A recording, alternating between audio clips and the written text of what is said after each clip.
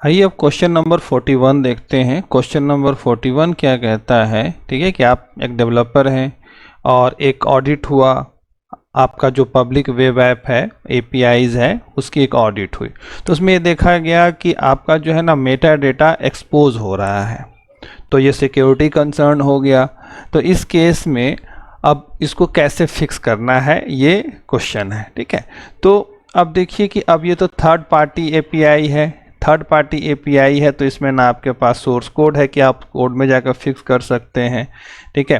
तो अब इस सिचुएशन में आप कैसे करेंगे, ये इसके बारे में ये क्वेश्चन पूछा गया है। ओके, तो देखिए आपको पता होगा कि एपीआई जो है उसको हम एपीआई में होस्ट करते हैं, वहाँ पॉलिसी क्रिएट करते हैं।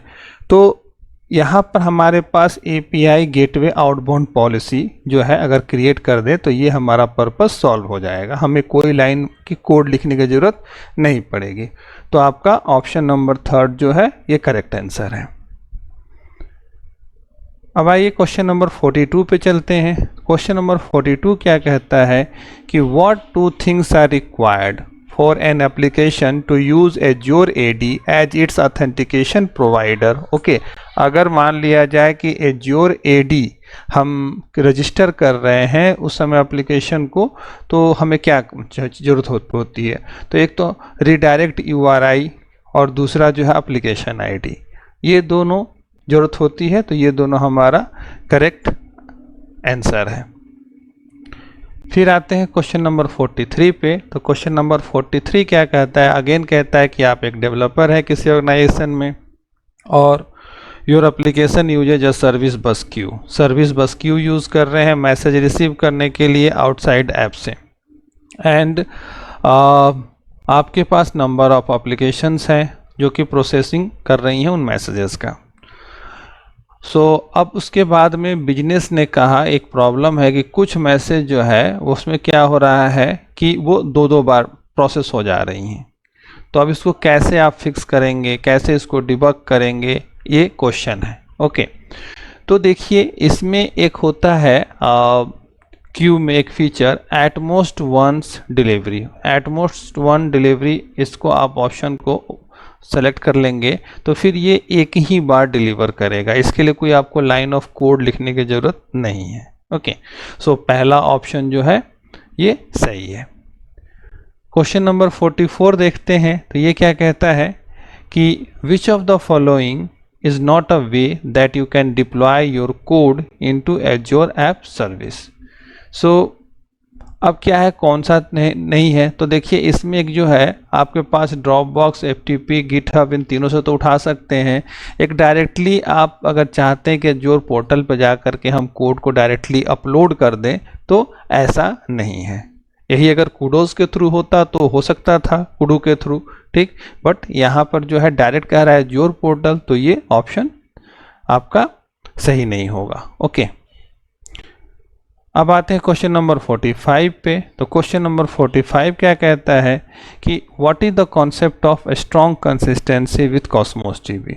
तो स्ट्रॉन्ग कंसिस्टेंसी में हमेशा आपका जो है मोस्ट रिसेंट डेटा आता है, ठीक है।